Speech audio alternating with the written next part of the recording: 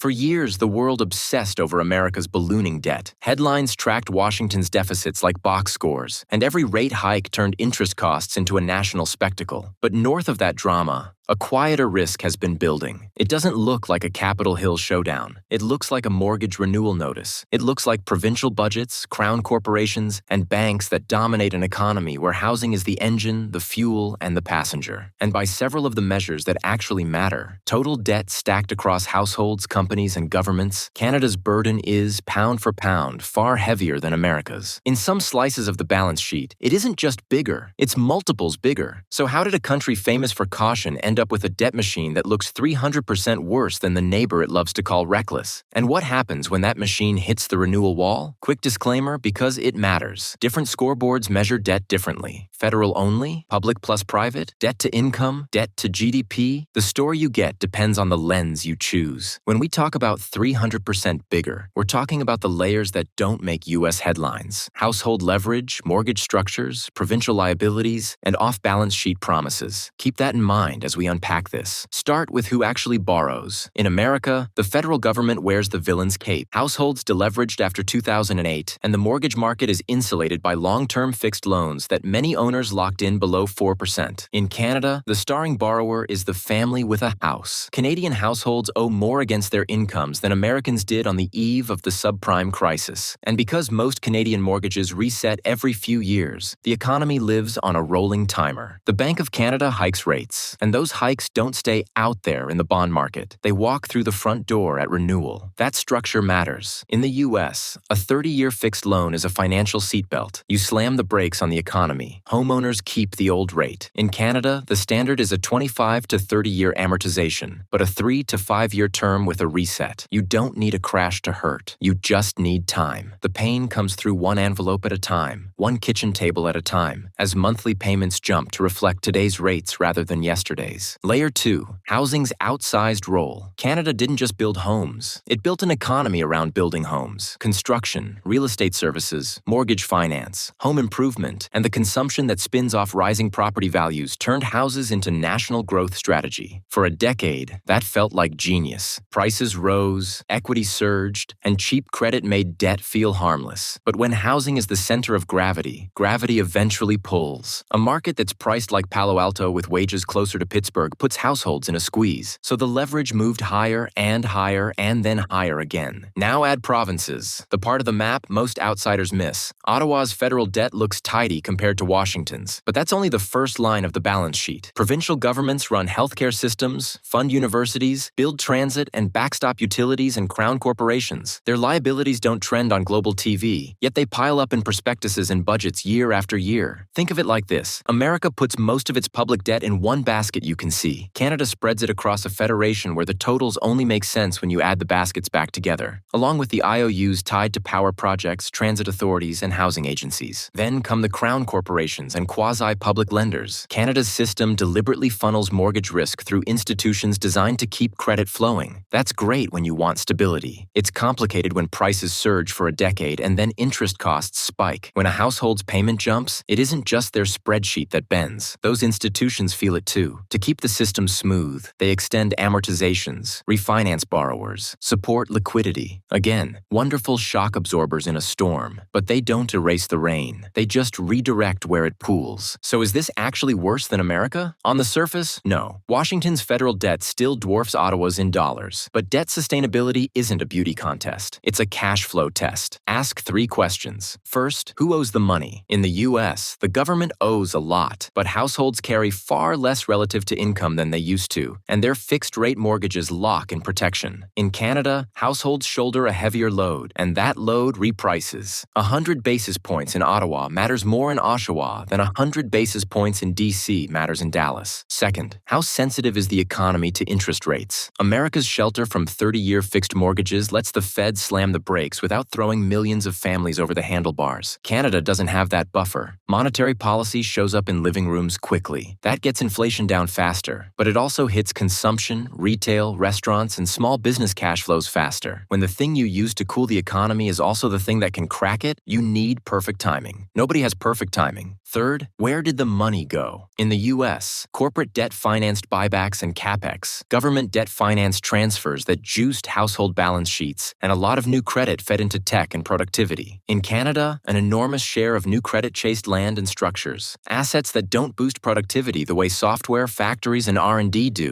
Houses are homes, but they don't make you build faster networks or better chips. That means the economy's capacity to grow out of its debt, the denominator in debt to GDP, lags behind the numerator. This is where the 300% bigger idea hits home. Compare the piece of the pie that households owe against their incomes. Canada towers over the US. Compare how much of total credit is tied to real estate. Again, Canada is all in. Compare the share of mortgages that will reprice in the next 2 to 3 years. Canada's exposure is multiples higher. On the metrics that trigger stress in everyday life, payments, renewals, variable rates crossing their trigger thresholds, Canada's vulnerability isn't just bigger, it's in a different league. But it's not all doom. Canada has cushions, a highly regulated banking system that, for all its oligopoly quirks, is conservative and well-capitalized, a national mortgage backstop that can stretch amortizations and prevent forced selling, immigration that, if matched with supply, can support demand, entrepreneurship, and growth, commodity cycles that can deliver windfalls, and a political culture that, while messy, can usually hammer out budgets without flirting with outright default theater. So what breaks the tension? There are 3 doors. Behind door 1 is a soft landing engineered through time. Rates drift lower as inflation normalizes. Renewals still hurt, but wage growth and population growth keep the economy grinding forward. Housing cools but doesn't crater. Builders keep building. Provinces restrain new spending, and the federal government prioritizes investment over consumption. Households feel poorer, but the system holds. Door 2 is the hard landing. Renewals collide with a weak job market. Listings rise, prices fall, and negative equity traps the most leveraged buyers. Consumption stalls, small businesses close, and provincial deficits swell just as revenues fade. The shock forces deeper restructuring, painful but cleansing. Door 3 is productivity. Canada uses this scare as a pivot, unblocking housing construction with zoning reform and faster approvals, channeling capital into energy, AI, and advanced manufacturing, upgrading transmission lines and ports, rewarding investment over speculation, and building more rental supply than any decade in its history. Debt doesn't vanish, but the denominator, growth, finally outruns it. Which door opens? That depends on choices made now, before the next renewal wave hits. Because here's the truth. Debt is just time borrowed from the future. America borrowed time to spend. Canada borrowed time to buy houses. Both strategies leave a bill. America can carry its tab a little longer because the world runs on dollars, and 30-year mortgages are a miracle. Canada can carry its tab if it turns housing from a balance sheet trick into a productivity strategy. If it builds more, builds smarter, and builds the sectors that pay the mortgage with exports and innovation, not just with higher bids on the same block. Canada's debt problem is 300% bigger than America's isn't a prophecy. It's a warning label on a system designed for low rates and endless appreciation. If the next decade belongs to countries that can grow without inflating bubbles, Canada can absolutely be one of them. But the math won't be kind forever. When the envelope arrives, the numbers inside don't care about vibes. They care about cash flow. And the only durable way to fix a debt story is to change the growth story that sits underneath it.